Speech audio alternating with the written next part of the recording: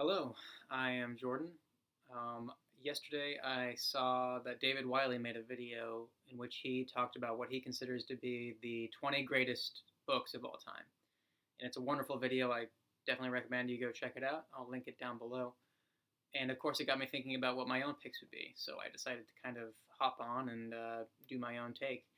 It's been quite a while since I made a video. I've kind of gotten out of the habit of making videos, and this just seems like a great way to kind of jump back in. I don't think I've ever made a video like this in the past. Certainly, I've spoken about many of these books in previous videos, but I've never made a video strictly about like listing some of my favorites. So it should be a lot of fun. It took me a while to compile it, although it was a lot easier than I had expected. There are a couple of surprises, however. I generally consider myself to be way less interested in more modern literature. I tend to migrate towards older stuff, but one thing that was very striking about my kind of completed list is that over half of the picks were written in the 20th century, which took me quite by surprise. I think that's largely because in my formative years as a reader, I was reading a lot of 20th century literature, and the ones that stuck have really stuck even to this day. Um, so, anyways, yeah, there's going to be a lot of overlap between my list and David's because we kind of have similar tastes. We both love science fiction, we both love fantasy, and we both love epic poetry. So there are a couple picks that certainly overlap. I did include a couple of restrictions on my own list. I'm not going to count plays, partly because it just doesn't seem. I'm not sure if I consider plays books, but mostly because if I counted plays, then most of my picks would be Shakespeare, and that's just not fair. So there's no Shakespeare here. I'm also not going to include anthologies or collections, just because, again, I feel like that's pushing the definition of a book. So as a result, Montaigne is not on this list, or like the Bible is also not on this list, both of which would be would rank very high if they had made the cut. But I'm not going to include compilations or anthologies. So what I ended up with is a group of 20 fiction books. Not, I mean, I wasn't restricting myself to fiction. That's just kind of the way the cookie crumbles. Um, but yeah, I guess I'll just stop yakking and get right into it. I'm not going to spend too much time on each book, or at least I'm going to try not to, because, like I said, I've spoken of many of these in the past. But there's a couple that I haven't, so I might go a little more in depth with those. And they are ranked. The ranking is pretty fluid. I've changed it several times just over the course of making the list. But generally, this is kind of how I would break down. I am hesitant to. I think the idea of ranking itself is kind of unhelpful, but it's so much fun to do. So I did rank them. So starting with 20 is House of the Seven Gables by Nathaniel Hawthorne. Again, I've mentioned many times how much I love Hawthorne, and of those of his books that I've read, of his novels that I've read, this one takes the cake. It's just so strange and immersive and beautiful. It has kind of a fairy tale quality to it, a dark fairy tale quality to it. You don't go to Hawthorne for realistic characters, at least I don't. You go for the weird, um, kind of sumptuous atmosphere, and the language is just so perfect. I think he's a lot like Henry James in that you kind of fall into this cascading language that just builds up into this beautiful atmosphere. And because his books tend to be so short, you can really commit to them and immerse yourself into them over the course of a day or two. I do think his short story, I think his style lended itself better to short stories, and I do love his short stories. I have a collection right there of his short stories, but as far as books go, House of the Seven Gables is my favorite of those of his that I've read. Number 19 is 100 Years of Solitude by Marquez, which is a book I read in high school, and I think once or twice since. It's been a while since I read it, but again, it's one of those books that had a massive impact on me as a reader at a young age. I had never experienced that kind of book that takes a massive span of time and does, like in broad strokes, kind of creates an atmosphere of magic and mystery and like almost biblical connotations in terms of the themes it deals with, but without any kind of commitment to detail or realism. I'm not explaining it very well, but that is a style which has, of course, had a massive influence on literature, and it had a massive influence on me. I have gone on to explore other writers that do similar things, but Marquez was my entryway into that, and that book is marvelous. I need to reread it again soon. 18 is a book I read more recently, and that's The Faerie Queen. This was, of course, also on David's list. This is just a wonderful epic poem. I think, unfortunately, it's is not read very often because it's one of the longest poems in the English language, and because the language can be so difficult. But if you're willing to commit yourself to the language and really immerse yourself in it, it is immensely fun and beautiful. Again, it's just a thing you can kind of fall into and just kind of drink in, as pretentious as that sounds. It's just so beautiful and decadent and kind of bejeweled, the language. It's just a marvelous experience. And it's a lot of fun, too, in the sense that the story, the rhythm of it is very chivalric romance. And it took a lot from Orlando Furioso, which we'll be getting to higher on this list. So in that sense, it has some humor and it has some adventure and it has some irony, which is there to be had if you're willing to work your way into it. It's an immensely rewarding poem. My only complaint is that it's not finished. As long as it is, it's an incomplete poem. Although it does feel, I don't feel like it just kind of trails off. It does actually feel more complete than it actually is. 17 is The Crossing by Cormac McCarthy. This is a writer who is controversial in BookTube, which is something that still blows my mind to this day. I think that when he's good, he is one of the greatest around. I do admit that some of his books aren't great, but those of his books that are great are some of my favorites. Case in point, The Crossing, which is my favorite of his books. It's a Western telling the story of characters' various journeys to and from Mexico in the early part of the 20th century. And it's just got such an enormous emotional power to it. The first half of this book is very different from the second half. I think a lot of people prefer the first half because it's more of a cohesive narrative, almost a kind of fable. But the second half kind of, devolves into this weird, picaresque, surreal series of events. You don't usually associate McCarthy with surrealism, but it is a very surreal book in a lot of ways. And a very picaresque one, which is something that many of his books do, but this one does especially well. And the ending to this book, the last couple pages are the most haunting, it's the most haunting ending I know of off the top of my head. It's just got it just hits me so hard in a way that I can't really explain. And it's not even like something happens within the larger arc of the narrative that changes things. It's just this simple event that not only sheds or kind of encompasses the attitude of the entire book, but just feels so relevant to the human experience in a lot of ways. I don't want to oversell it, but truly the last moments in this book are just astonishingly beautiful and haunting and upsetting. 16 is Beloved, which is another book that I read in high school and had a massive impact on me. I have not actually read this one since. I really need to get to it again, but I just remember being so in love with first of all, with the language. This was before I had read much Faulkner or Woolf. I think Morrison took a lot from both of those writers and did, of course, her own thing with them. The language is just immensely beautiful and complex, but of course the story is also deeply resonant and horrific. This is a horror novel. I don't think it's usually talked about in those terms, but it certainly is, and in that sense it is my favorite horror novel. I really want to reread this again soon. Number 15 is a book I don't believe I've ever mentioned on this channel, and that's Catch-22 by Joseph Heller. Just a wonderful, hilarious satire. I don't generally like satire because I feel like they cease to be relevant, once like a generation has passed, but I feel like Catch-22, the themes it's dealing with are so universal throughout human history. And it's also done in such a wonderful, elegant way.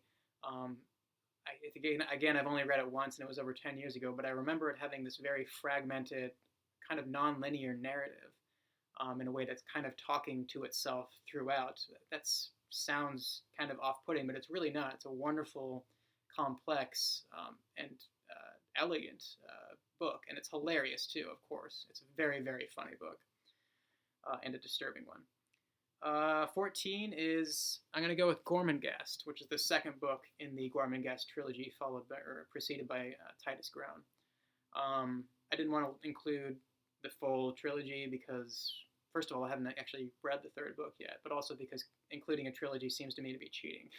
Um, but anyways, Gormenghast, again, I've spoken about it before, is just a wonderful series of books. Gormenghast especially is my favorite one, and it's difficult to talk about it. It's a weird gothic comedy, kind of. I think its main kind of tone is certainly comedic in a grotesque kind of way, but it's also deeply immersive. There's no other writer I know of who is so good at conjuring visual imagery. Mervyn Peake was just a master of painting a picture with words.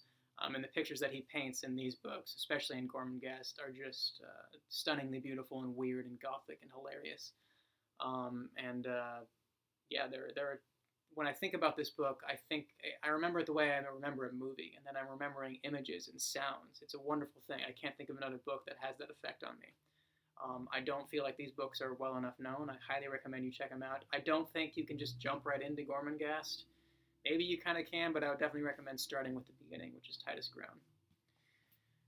13 is Tess the Derbervilles by Thomas Hardy. I don't have a whole lot to say about that other than that it's just a wonderful, dark Victorian novel. My favorite of Thomas Hardy novels that I've read, and he is one of my favorite writers. I think he's similar to Hawthorne in that his books have this kind of fable-like quality. And this darkness and gothicness to them. I'm saying gothic a lot. I guess it's just part of my taste. But yeah, and his stories have a resonance beyond the time period that they were written in. I do love Victorian literature, but I feel like a lot of it is difficult to kind of extricate from when it was written. It's speaking to and for people of that time period, and it's difficult to kind of adapt it to a more modern sensibility. Thomas Hardy did not have that issue. His books still feel relevant, at least those of them that I've read, and Tess is certainly my favorite. 12 is Brothers Karamazov by Dostoevsky. Can't say much about this that hasn't already been said by a lot of people. I noticed that many people speak about wanting to read this book, but they're intimidated by it. Do not be intimidated by Dostoevsky. Certainly, if you want to be intimidated by Tolstoy or other 19th century writers, I can understand that. Dostoevsky is not that. He's immensely fun to read. It's just so action-packed and dramatic and melodramatic and stormy, and the characters are so vibrant and larger than life. It's almost closer to theater than it is to prose. So don't be intimidated by Dostoevsky. I promise you, once you dive in, you will discover that it's vibrant reading. And Karamazov, I think, is generally considered his greatest novel, and it's difficult for me to argue with that. I do have one book of his that's ranked higher, but yeah, Karamazov is just a beautiful book, especially in the way that it deals with religion. So if you're into religion, it's maybe Midrash, and if it's not too late, this might be one you consider tackling because it's a deeply religious book. It's a trait of Dostoevsky's that I feel like a lot of modern readers tend to downplay or ignore or not even notice. There is a strongly religious attitude at the heart of these books, as dark as they can be. Moving on to 11, that's going to be another novel, and that's Master and Margarita by Bulgakov. Again, I've spoken about this recently. It's a wonderful, surreal, strange, funny satire of a book, but it's more than that. It's also, I think it has more in common with magical realism and surrealism than it does with satire. It's a book that I read only once, and when I read it, I thought it was okay, but over the years, I have found myself thinking about it, and it's just become more and more one of my favorites in my mind. So I really need to return to it and see if that's just me kind of projecting onto it things that I wish it was, but I don't think so. I think this book may be one of the greatest books I've read, and I just need to kind of reread it and confirm that. But it's a beautiful, beautiful book. I think most people tend to focus on how grotesque it is and how funny it is, but it really does have beautiful moments of fantasy in it. 10. We're in my top 10 now. I'm going to go with a book that I don't have a copy of, The Left Hand of Darkness by Ursula Le Guin. I used to have a wonderful. It was probably one of the first editions. It was just this corny mass market paperback with the sci-fi painting cover, which I got rid of for some stupid reason. Uh, Left Hand of Darkness is just a wonderful, thought-provoking, beautiful fantasy sci-fi novel that deals with gender, but also friendship and sociology and anthropology, in just such a readable way. It's, in my opinion, the greatest science fiction novel ever written. So I highly recommend checking out Left Hand of Darkness if you had. All of Le Guin's stuff, besides Light of Heaven, is certainly worth reading. But that, I think, is the pinnacle of her career, at least of the books of hers that I've read. Number 9 is another overlap with David's channel, or David's list, and that's Lord of the Rings by Tolkien. A book that I think most people read this book as an adolescent, and then they kind of grow out of it. That was not the case for me. I read it as an adolescent and liked it, but every time I've reread it since, the older I get, the more I love this book. It's just a book that I constantly want to return to. In fact, I want to return to it this year. So if anyone is interested in doing a read-along of The Lord of the Rings with me, let me know. I'd be happy to do that. It's just a book that is endlessly rewarding. I think it's underrated in the depth of its themes, and the things that Tolkien was doing, I think, aren't always fully appreciated. Maybe that's just me, but I feel like there's a lot to this book that isn't often discussed. But of course, it is just a wonderful story on top of everything else. So yeah, Lord of the Rings, you can't beat it. And then number 8 is Orlando Furioso by Ariosto. Just such a fun. It is an extraordinarily long epic poem, but really it flies by. It has the appeal of a comic book, really. It's so fun and so action-packed and so hilarious, and the language is so playful. It doesn't even. I mean, it certainly reads like poetry, but it's not. It's not like Faerie Queen, where you have to kind of wade into the complexity of the language. At least with this translation, it's very simplistic without being like sing-songy. It's just a beautiful. It's not. I wouldn't even call it beautiful. It's just so pleasant. It's just such a pleasant book, so full of life and enjoyable and funny. It's so funny, guys. You got to check this out if you haven't. Again, people are intimidated by it because of its length and because of how old it is, but really, it's the least pretentious book on this list by far. So check it out if you haven't. 7 is The Heart is a Lonely Hunter by Carson McCullers, which is a book, again, I read in high school and had a massive impact on me. I think The Heart is a Lonely Hunter is miraculous in its compassion. McCullers in general, The Member of the Wedding, I actually like a little bit more, but I consider it like a novella, so I'm not going to count it. But Carson McCullers is just her ability to empathize with her characters, just beyond any kind of judgment, just an honest portrayal of the human heart, and the things that it does and the things that it wants, and its ugly sides and its brighter sides. The real overall picture of the human experience, according to McCullers, is one of just intense, unfulfillable, but noble longing. Just this unbelievable love, which is complex and never able to be fully realized, is just astonishing. And the way that she's able to apply that principle of the heart to every single character that she touches on, and there are a lot in The Heart is a Lonely Hunter. It's just truly, it feels good for your soul to read this book. So if you haven't read The Heart is a Lonely Hunter, I highly recommend it, obviously. It is a life-changing book. And then 6 is my favorite epic poem, and that's Metamorphoses by Ovid.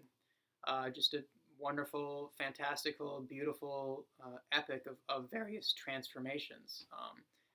I love books and stories and tales that deal with grand, sweeping transformations, whether they're grotesque or transcendent or whatever they may be. And this book runs the gamut of that. It just seems to touch something very, very relevant and powerful. kind of lost my train of thought, but I feel like transformations are one of the great one of the great kind of ideas that we have as people, one of the great experiences we have. And some of my favorite pieces of literature deal with transformation. Um, in fact, one of my books coming up does as well. But the late romances of Shakespeare, which is my favorite phase of his writing, is all about these weird, wild, beautiful transformations. And this is a book exclusively about those kinds of transformations. And it doesn't disappoint. Again, this is a book I've only read once, but it made it this high on my list for a reason. Moving on to number 5. We're in the top 5 now. 5 is going to be Mason and Dixon by Thomas Pynchon. I won't go too much into this book because it's one of the books I've talked about most often on this channel. I am not a Thomas Pynchon fan, but this book is just endlessly rewarding. I have reread this book more often than any book I've ever read. And each time I do, I find new sources of delight. It's just such a rewarding book. I think people are intimidated by Pynchon as well, and for good reason. I think some of his books are insufferably pretentious when they're not outright pornographic. Gravity's Rainbow, I think, is as interesting as it can be at times. It is almost a reprehensible book in how disgusting it is, and also how pretentious it is. But Mason and Dixon is not that. It's such a delightful, whimsical, and kind of melancholy book. And the one thing I brought up before is that Pynchon is not generally associated with complex characterization and tenderness. This book is full of both of that, though. So again, recommend Mason and Dixon, especially if you are intimidated by Pynchon, or if you've read Pynchon in the past and couldn't get into him.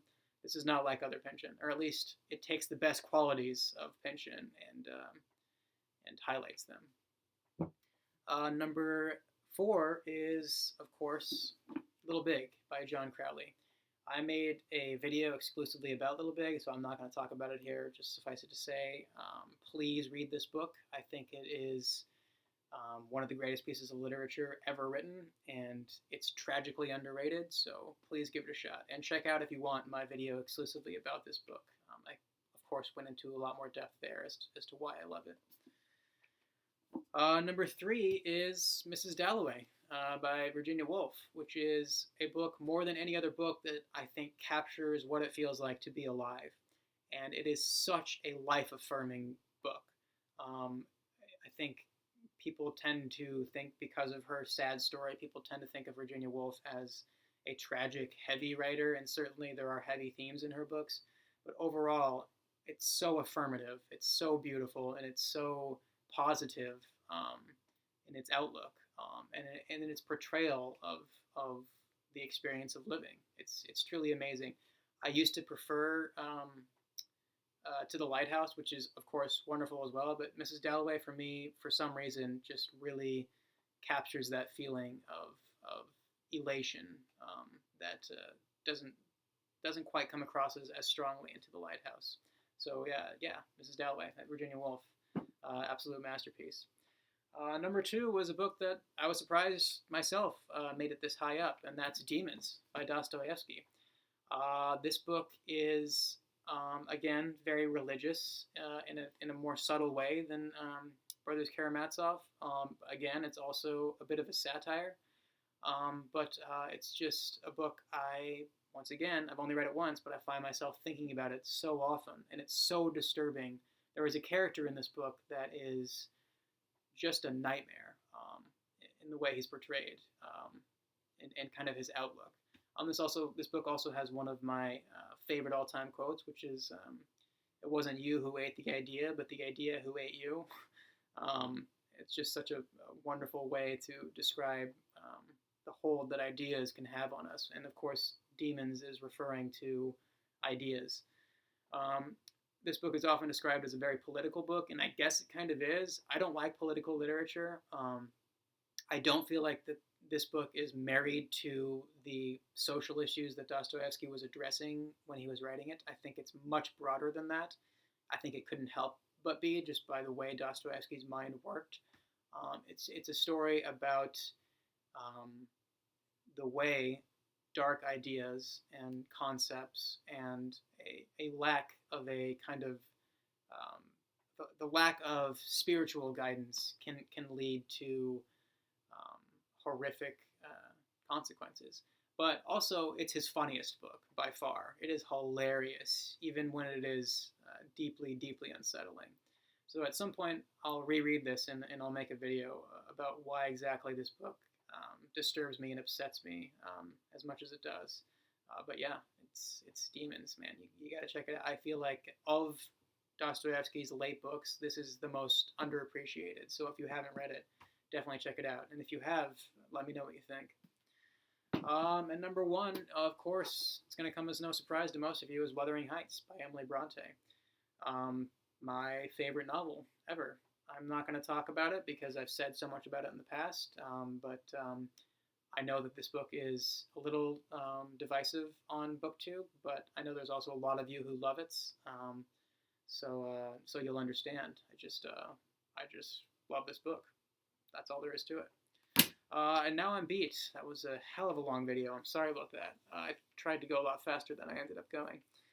But that's my list. Thank you for watching. Let me know what you think of these, and I encourage you, any of you who have a channel, to make your own list. I'm not going to weaponize this into a tag, as Steve Donahue says, but I do encourage other people to make their own list because I'd be very curious. One thing that really surprised me about my own list is how it's not very cohesive, right? It's very, very eclectic. I was kind of hoping, I thought I would have more of a kind of, a general kind of arc to the books that I like, but really it's all over the map. I'm not sure why that upsets me as much as it does. I guess I want to be cool and just be like that guy who has like his thing, the books that he's into, but clearly that's not me. Anyways, now I'm rambling. Thank you for watching. Have a good day.